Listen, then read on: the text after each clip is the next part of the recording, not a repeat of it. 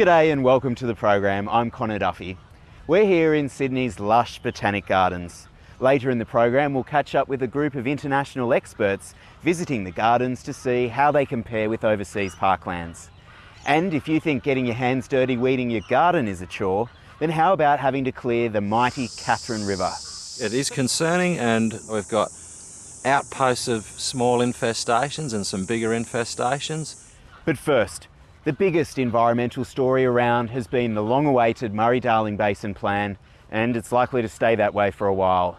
As a rancorous and divisive debate plays out across the nation, one group of farmers have united with the Environment Department to show the positives that can be achieved when environmental water is returned to river systems. It's an oasis amid dusty, dry plains, a haven for tens of thousands of water birds. Believe it or not, the water's only been flowing into Paika Lake for a few months.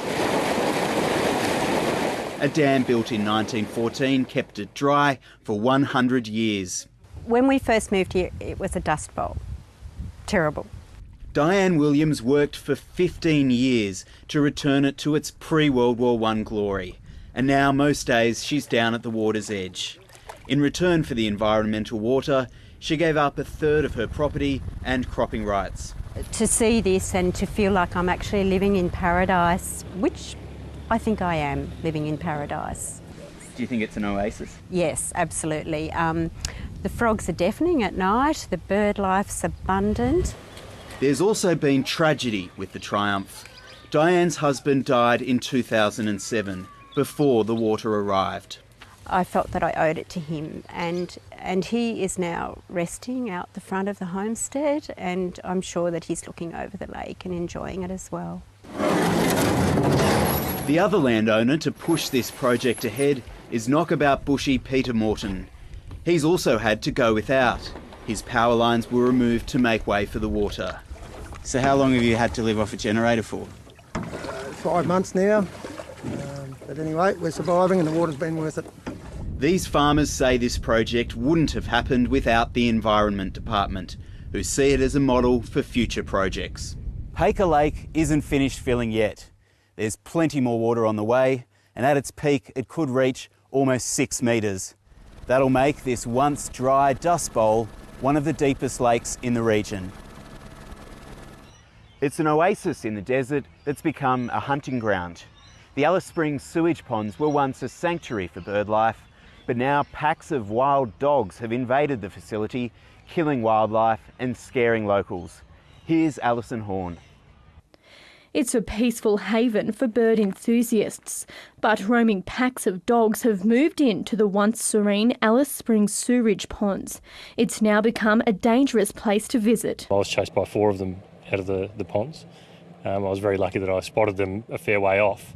But of course they spotted me, but they couldn't come straight through the water. They had to go around the pond and I just beat a hasty retreat. Dogs are chasing our work vehicles. There's also birdwatchers who are at risk down there. So we've taken the precaution to lock the facility up.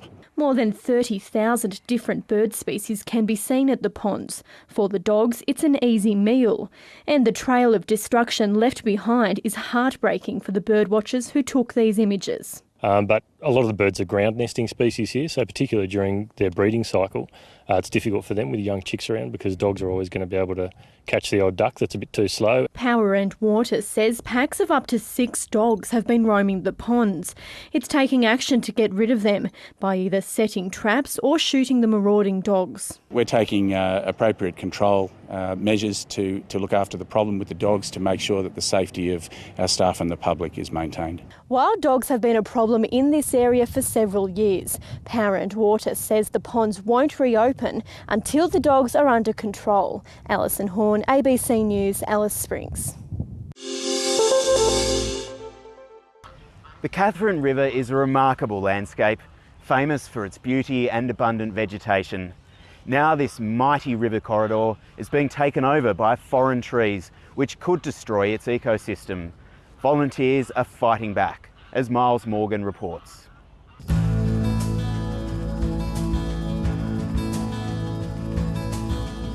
Katherine is an area renowned for its beauty. It's a delicate ecosystem on the doorstep of the Nitmaluk National Park and the famous Katherine Gorge. The Katherine River region is a very unique area. The river itself is very special, one of the big rivers for which the region is famed. But it's an ecosystem that is under threat from dangerous invaders. Foreign trees, the invasive African mahogany and Indian neem are growing unchecked around the Katherine River. They'll replace the native plants. So they don't provide native birds and animals with food sources that other plants provide them. They are definitely on the increase and definitely invading and taking over. These volunteers are fighting back with a major program to reclaim the banks of the Katherine River for native species. It's no easy battle. Volunteers are using a mixture of diesel and chemicals to kill these seedlings. Just make sure that you get a good cover and go right round the base of the plant. Certainly the Katherine Landcare Group have put forward an answer, and that is to get the community involved in getting these plants out of their backyards and on their river frontages by just physically cutting them out, basil barking and poisoning. It can take days to clear one massive mahogany. Around its base are scores of smaller plants which grow prolifically. Once these trees mature, they dominate the landscape, taking most of the sunlight, depriving smaller native plants. They produce lots and lots and lots of seeds which are easily spread by birds and animals. Because they produce so many seeds, you get lots that germinate, and those plants are very competitive, so they'll replace the native plants. People have noticed just how prolific and how dense they've become. There have been some estimates from some consultants that there could easily be hundreds of thousands of these trees, growing through particularly the Katherine region and on the riverbanks. The Northern Territory Government's Principal Weeds Officer, Steve Wingrave, says by targeting individual trees, he hopes they can stop the species spreading. It is concerning, and we've got outposts of small infestations and some bigger infestations, but the dots between them haven't joined yet. So how did trees from Africa and India end up around the Katherine River? Well, it wasn't an accident. They were taken up enthusiastically by growers over the last few decades. The mahogany makes for great furniture, and the neem, among other things, produces a natural insecticide. As with most invasive species, hindsight is a wonderful thing. What have we got coming up here? But the Katherine Community Program isn't just about clearing out the foreign plant invaders. Yeah, that's in mid-November. At this nursery, Greening Australia's Greg Leach is growing native species that will be planted along the Katherine River bank. We're providing to the program native species that would have been naturally in the Katherine River corridor. People get rid of the weeds, they can come into our nurseries and get replacement plants to propagate and plant into the river corridor. African mahoganies and neem trees currently aren't declared pests by the Northern Territory Government. Steve Wingrave says that could change. I do know that neem trees are well and truly within our sights at the moment for an assessment, because we're getting a lot of background noise from the community with their concerns about the species, and we're also seeing some concerns of our own. Steve Wingrave's not the only one concerned about the impact neem trees are having on the Katherine River ecosystem. It's an important river in its own right, but it flows downstream to other high ecological value aquatic ecosystems like Anson Bay and its associated wetlands. So all of these things are recognised by Australian and international authorities as having biodiversity significance, I guess, from the gorge all the way along the river corridor to Anson Bay, where the Daly enters into the Gulf. If either tree is declared, it'll probably be the responsibility of the Northern Territory Government to control, because the Katherine River is Crown land. But the trees are hanging over the heads of residents in Katherine City too. That will be the responsibility of councils or homeowners. Realistically, experts say neems and mahoganies can't be eradicated, and managing them will be the challenge. Contain them in the Katherine area if we can, but it's a matter of finding out what we can actually do. Once we get to species like neem trees, which are spread by birds, we can't control birds. It makes it very, very difficult for us. They're often referred to as sleepers. They're sitting there waiting for their niche or their opportunity to open up, and I think we're seeing that now with neem, that the Katherine River corridor is a niche that neem absolutely loves, the sandy banks, and it's now escaped and it's out there. If the global financial crisis had an upside, it was the drop in carbon emissions as economies slowed down. But the GFC is over and carbon pollution has surged again. New research from the Global Carbon Project has found emissions rose by a record amount in 2010.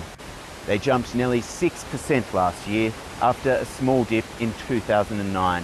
What we urgently need to do is to decouple emissions from the economy so that we can have economic growth without increasing emissions.